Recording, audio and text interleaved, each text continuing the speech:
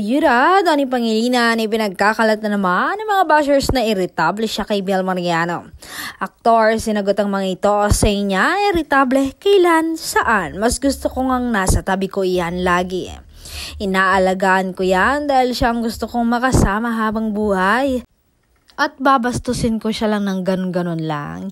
Hindi ako pinalaki ng ganon na walang respeto lalo't kay Bel pa. Wag po kayong gumawa ng issue.